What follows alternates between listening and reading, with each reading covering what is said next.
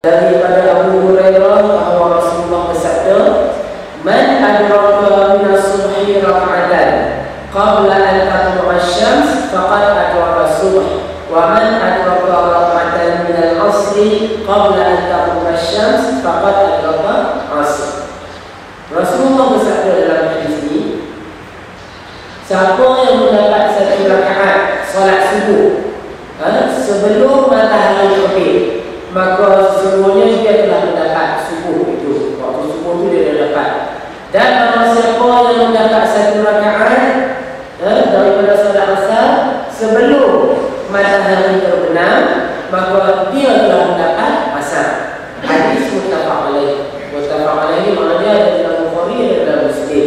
Riwayat Imam Bukhari, riwayat Imam Muslim dinamakan muttafaq alaih. Yang itu satu hadis. Hadis yang ke-174 wali Muslim daripada Imam Muslim dalam nafas Imam Muslim daripada Aisyah nahwu sebagaimana hadis 173 juga, tapi yang biasa dia di mana disebut dalam hadis itu sajdatan pada rakaatan, iaitu dalam hadis 174 ni perkataan dia digantikan. Dalam 173 disebut man adraka min as-subhi raka'atan, siapa yang mendapat satu rakaat pada subuh. Itu hadis yang ke-173. Kalau hadis yang ke-174, siapa yang mendapat satu sujud daripada solat subuh. Jadi perkataan rakaat itu diganti dengan perkataan sujud dalam riwayat Imam Muslim. Jadi dalam hadis 173, dalam hadis 174 menerangkan tentang siapa yang mendapat satu rakaat daripada solat subuh sebelum matahari terbenam, sebelum matahari terbit. Maknanya solat subuh dia ada satu rakaat, dia matahari tak naik lagi. Mai rakaat yang kedua matahari naik dah. Makna subuh tu ada dua rakaat. Rakaat yang pertama dia dapat pada waktu dia, matahari tak naik lagi. Rakaat yang kedua habis dah waktu, matahari dah naik dah, dia dapat rakaat yang kedua. Maka daripada hadis ini menerangkan dia dapat solat subuh itu. Solat subuh dia tu dikira ada dia dapat solat tersebut. Demikian juga kita kata bila dia solat asar, solat tu lewat dah, macam subuh tadi lewat juga. Solat asar ni dia dapat satu rakaat sebelum matahari terbenam. Lepas tu rakaat yang kedua, rakaat yang ketiga dia solat tu matahari dah terbenam dah. Matahari dah terbenam makna masuk maghrib dah lah. Jadi Rasulullah kata dia dapat solat asar tersebut. Walaupun dua rakaat tu matahari dah terbenam, maknanya maghrib dah masuk, dia solat asar pada waktu maghrib, tapi satu rakaat tu dia boleh dah pada waktu asar tu. Maka Rasulullah kata dia dapat waktu asar. Jadi dalam hadis kalau kita perhati tengok menerangkan tentang keringanan, rahmat, kasih sayang yang Allah berikan kepada kita umat Islam ini. Yang mana bagi orang yang kita kata ada kesulitan pada dia, ada kekalutan pada dia, kita kata terlupa ke, kalut ke, sibuk banyak-banyak, dia tak payah pada masa itu. Dia mampu pun dia solat di ujung waktu, di akhir waktu yang dia mampu solat. Jadi jika dia solat subuh tu, satu rakaat saja yang dia boleh pada waktu subuh. Rakaat yang kedua tu dia dapat luar daripada waktu subuh, tetap dikira dia mendapat solat subuh. Secara kita kata penuh, tetap dikira dia dapat solat subuh tu kedua rakaat di waktu dia, pada waktu dia. Sama juga kita kata contoh pada waktu maghrib, kalau sangat hari itu pergi bergerak tidak kanak, pergi dekat taluk dia, pula ni kita kata cerita yang ni kalut yang betul-betul kalut, bukan saja buat kalut, bukan saja buat kalut main bola, main takraw, lepas tu nak minum air, nak minum dulu, bukan saja. Tapi kalut memang jadi kalut, cerita dia hari itu memang tak payah mana dah. Maka kita kata tak ada bila nak kerja kita tak ada. Jadi kita dah solat maghrib tu, rakaat yang pertama matahari tak terbenam lagi. Rakaat yang kedua macam Fatihah matahari terbenam dah.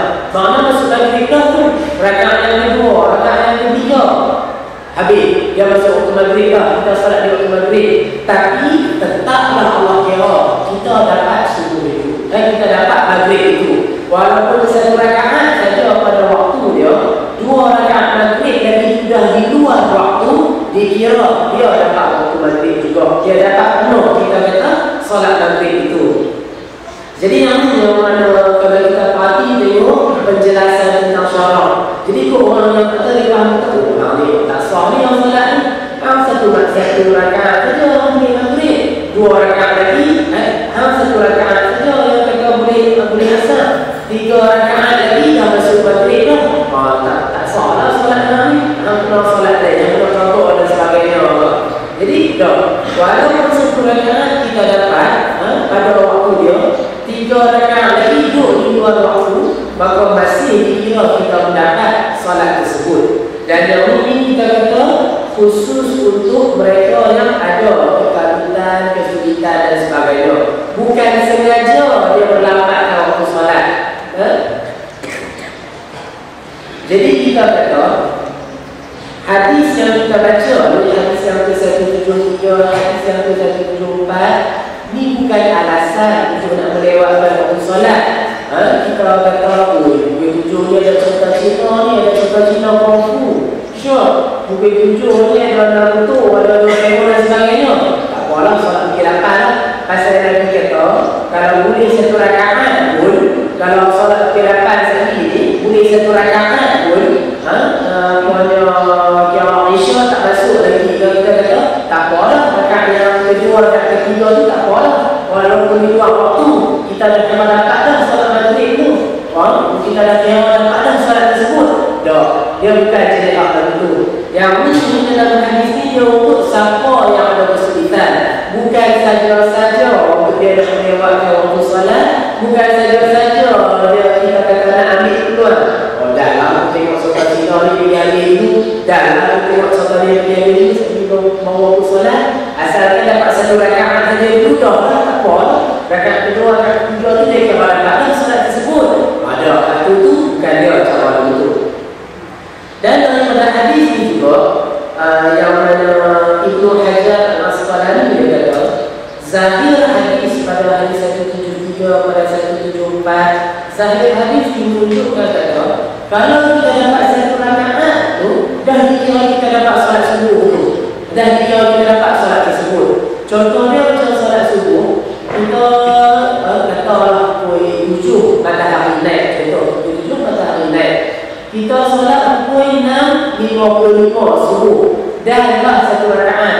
Yang pukul 7.3 minit tu baru nak jadi rakaat yang kedua.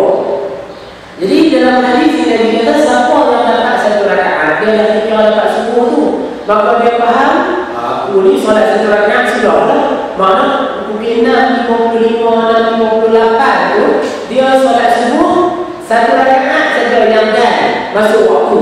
Rakaat yang kedua tu kita kata buang waktu dah. Maka dia kata 1 rakaat saja pun cukup dah. Pasal dia kata apa? Siapa yang dapat 1 rakaat dari solat subuh, dia telah mendapat rakaat keseluruhannya. Maknanya dia buat 1 rakaat saja pada waktu subuh tu. Yang lepas tu dia bagi salam. Rakaat lain itu dia tak sambung. Pasal apa? Pasal dia kata siapa dapat 1 rakaat pada waktu tu pun tak apa dah. Cukup dah.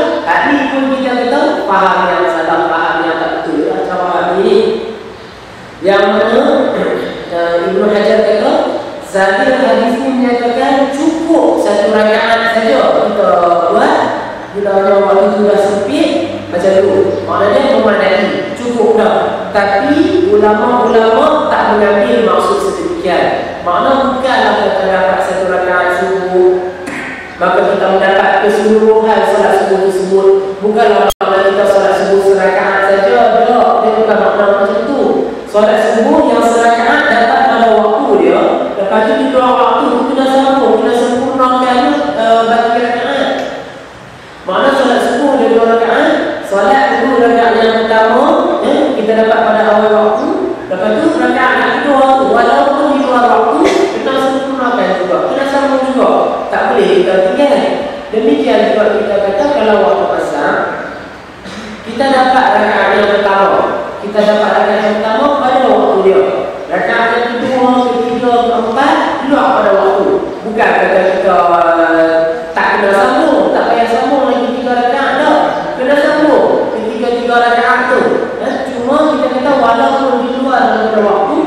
dikira kita solat masih dalam waktu lagi. Jadi yang tu kita kata kefahaman untuk kita nak betul ialah kat sini, supaya jangan ada yang dia ambil faham hadis ni ikut kepala dia sendiri. Dia faham kata, oh Rasulullah kata siapa ada solat satu rakaat pada waktu dia ada dapat keseluruhan rakaat lain. Jadi maknanya tak payahlah kita sempurnakan rakaat-rakaat hak pendek ni. Pasal rakaat-rakaat hak lain tu dah masuk waktu lain, bukan masuk waktu subuh, bukan masuk waktu asar.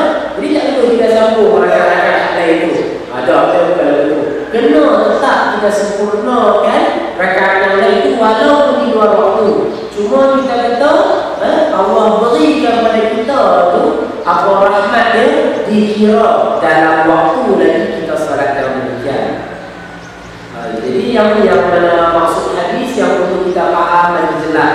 Dan dalam bab ini juga ulama menyebutkan bagi wanita-wanita yang berhaid, contohnya wanita-wanita yang berhaid bila dia suci daripada haid, katalah dia suci di ujung-ujung waktu masak tu dia yakin suci ni pukul 6.40 buat kata maghrib pukul 7 6.40 dia yakin kata dia suci, maka dia mandi pun semua tu 6.55 kita kata dia dah siap-siap apa semua tu. Jadi dia kena solat asar pada waktu tu sebab dia dah suci, dia dah bersih, maka dia solat satu rakaat dalam waktu, masuk waktu kita kata 6.55 masih lagi dalam waktu asar, tak terbenam matahari lagi. Dia solat, dia dan satu rakaat saja pada waktu dia. Lagi 3 rakaat tak dan. Dia tetap sempurna lagi 3 rakaat walaupun dah masuk waktu maghrib, tapi dikira dia dapat solat asar tersebut. Jadi yang mana apa perkara-perkara untuk kita bagi jelas tentang hadis dapat satu rakaat di akhir waktu ni. Di ujung-ujung waktu kita dapat satu rakaat, tetaplah kita kena sempurnakan rakaat-rakaat yang baki. Walaupun dah dibuang waktu, kita kena sempurnakan rakaat-rakaat yang baki. Dan solat itu dikira kita ni dapat waktu dia, dapat waktu subuh, dapat waktu asar, dan dikira dapat waktu dia. Cuma sebagaimana yang Ustaz sebutkan tadi, yang ini keadaan yang demikian hanyalah untuk orang yang menghadapi kesulitan, ada kekalutan, kesibukan. Dia tak dapat untuk nak solat pada awal waktu dia, di waktu dia. Jadi dia sempat, dia mampu untuk di ujung-ujung waktu saja. Yang ini bukan alasan untuk kita nak melewat-lewatkan waktu solat.